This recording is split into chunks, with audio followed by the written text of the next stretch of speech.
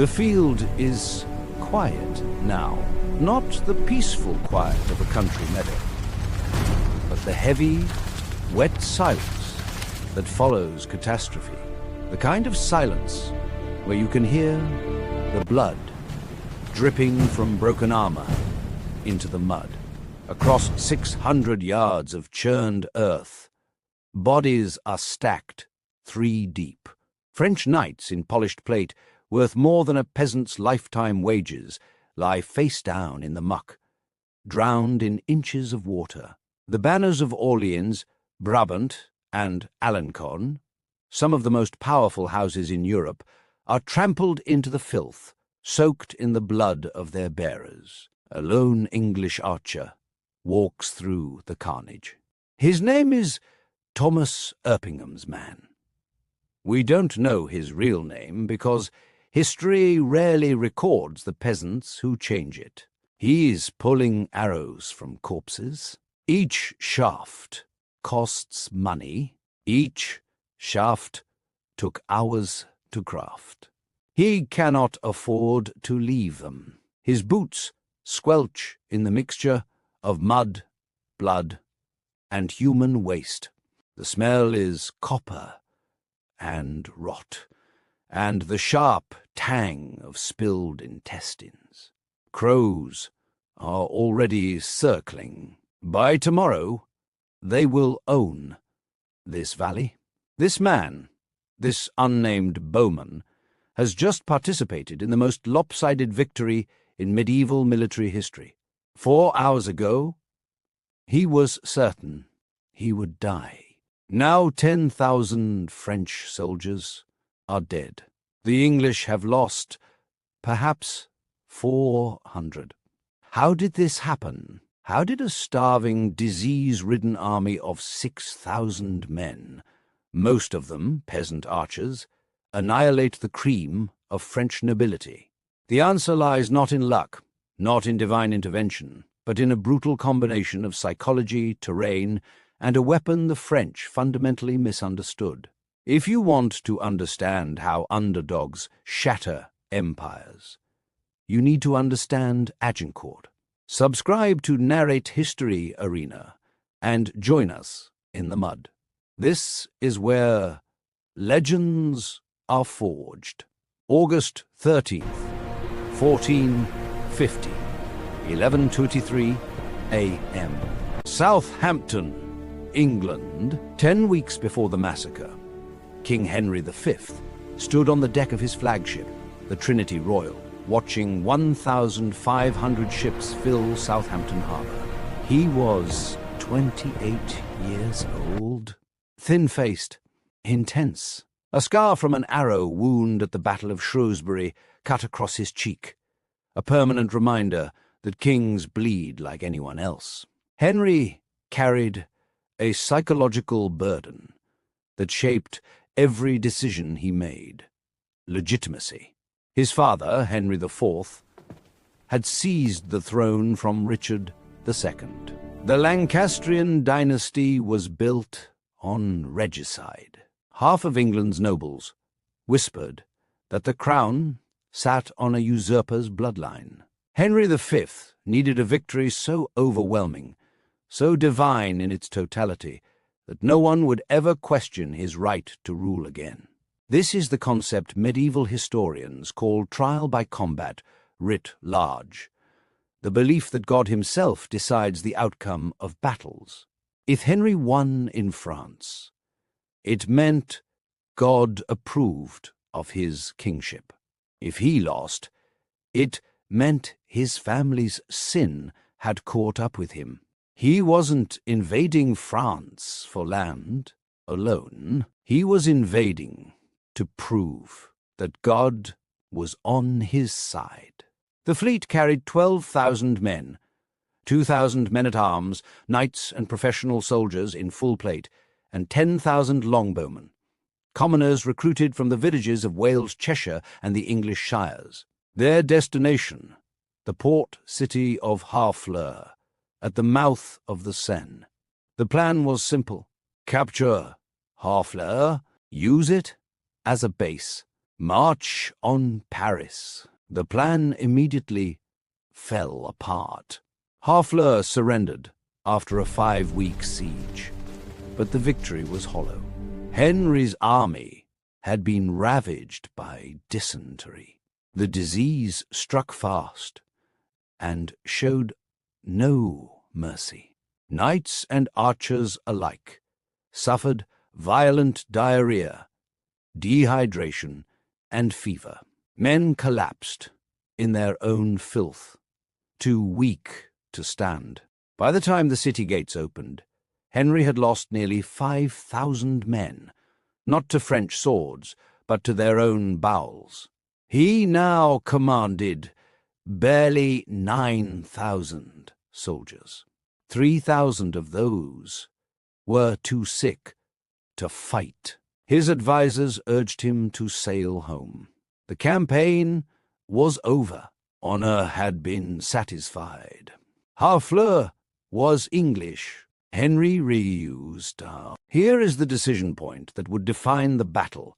Henry chose to march his army 260 miles overland to Calais, the nearest English-held port, through hostile French territory. Why? The historical record suggests 2 reasons. First, retreating by sea would look like defeat. Henry needed to demonstrate English dominance on French soil, not slink home with a single captured city. Second, and this is speculation, but educated speculation, Henry may have wanted to provoke a battle. A siege victory was forgettable. A field victory against the French army would be legendary. He was gambling with the lives of 6,000 men. He departed Harfleur on October 8th, 1415, at 7 a.m. The race to Calais had begun. October to 4th, 1415, 9:30 p.m. The village of Maisoncelles, 16 days of forced marching. 160 miles covered, 40 miles short of safety. The English army halted in a muddy field near the village of Maisoncelles. Rain had been falling for 3 days straight.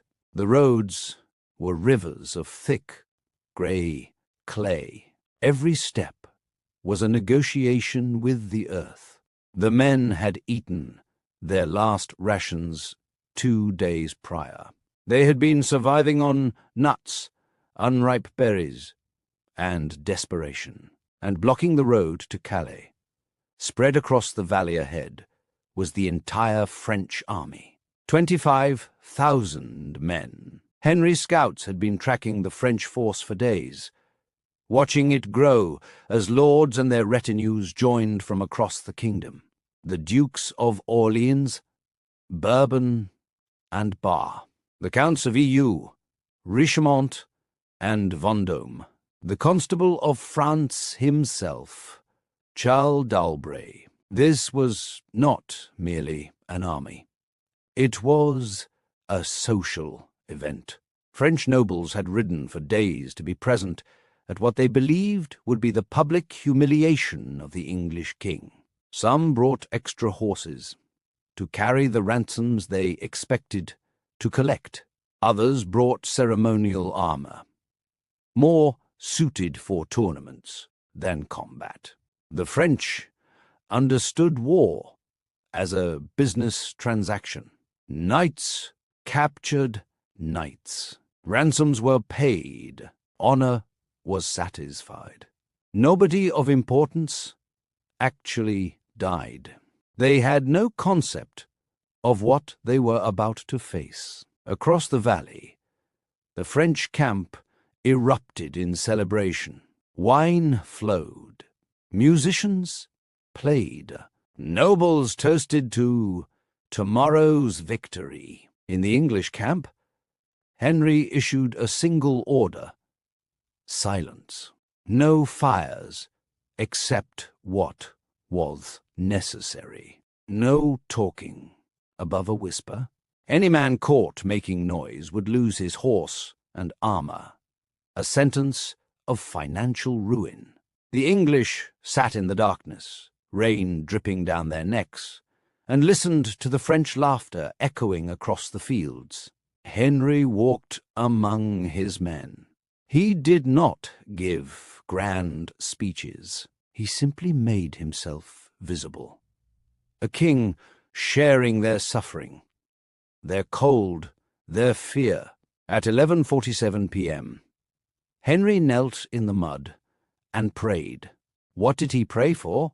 The chronicles don't say, but a man kneeling in freezing rain, facing 4-to-1 odds, knowing that capture meant a ransom his kingdom could not afford. That man prays for survival. He did not sleep that night. Dawn revealed the killing ground. The valley ran roughly north-south, flanked on both sides by dense woodlands.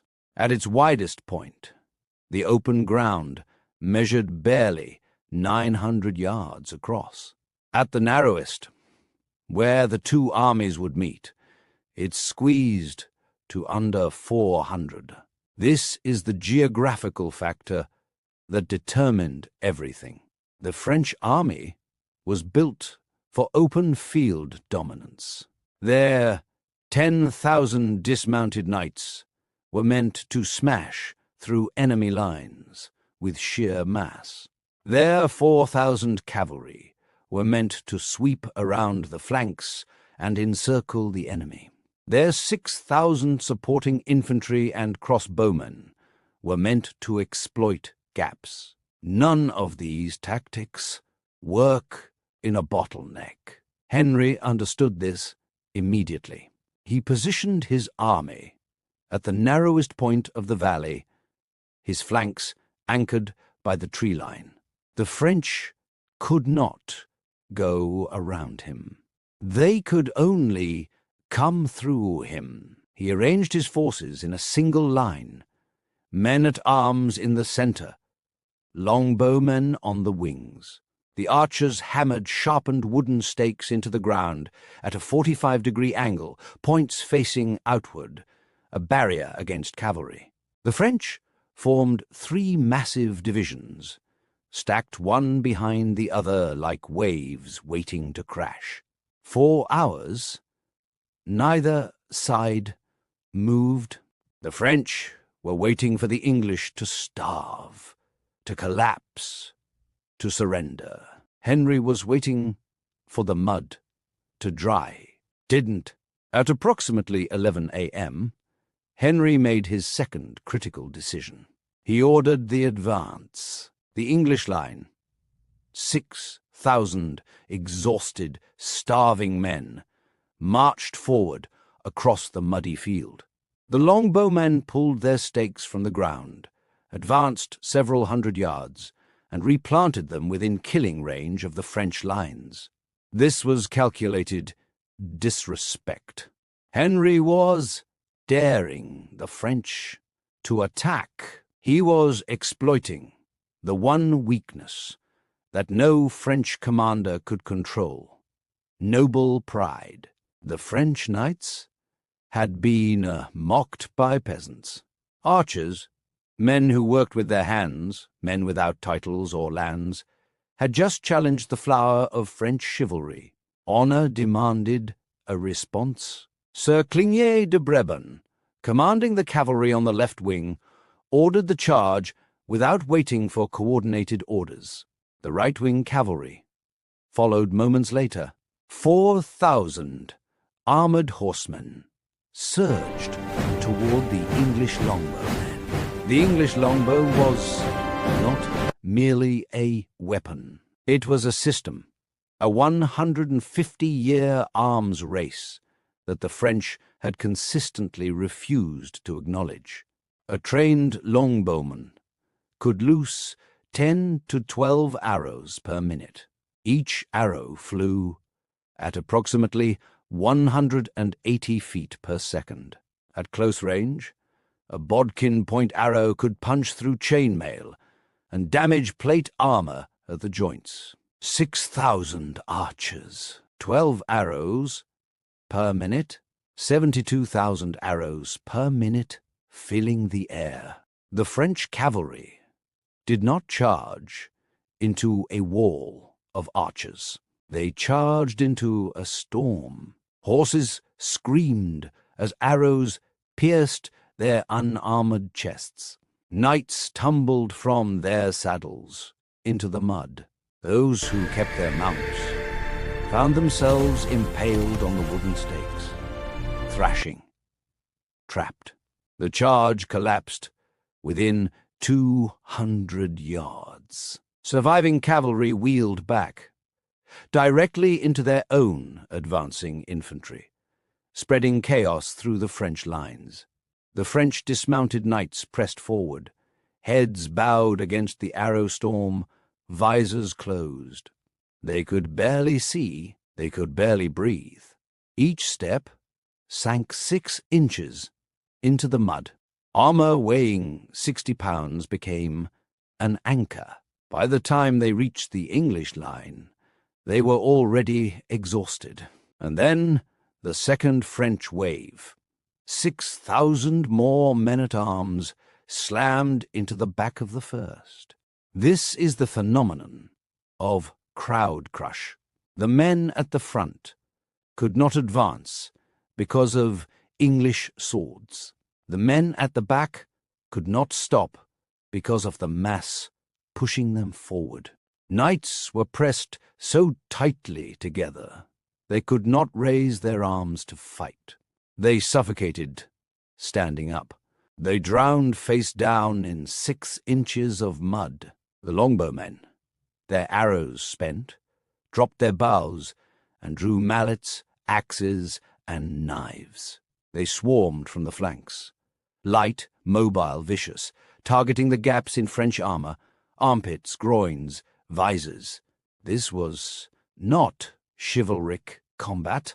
This was butchery. Henry V himself fought in the front lines. At one point, a group of French knights specifically targeted him, killing his brother Humphrey's horse and nearly reaching the king. Henry stood over his fallen brother and fought until his men could drag Humphrey to safety. By mid-afternoon, the killing was finished. The third French line, 5,000 men who had watched the destruction of their countrymen, withdrew without engaging.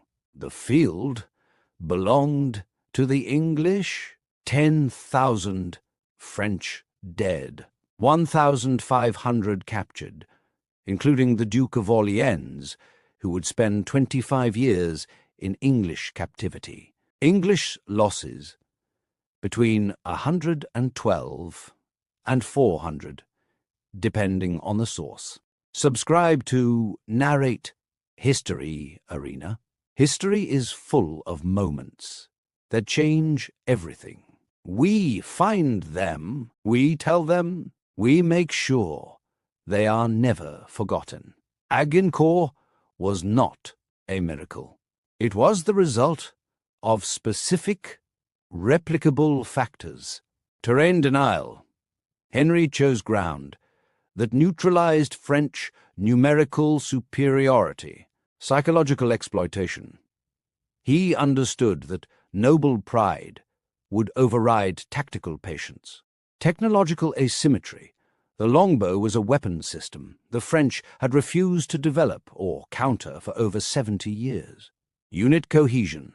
Starving men fought as a single organism because they had nothing left except each other. The French lost because they believed their own mythology.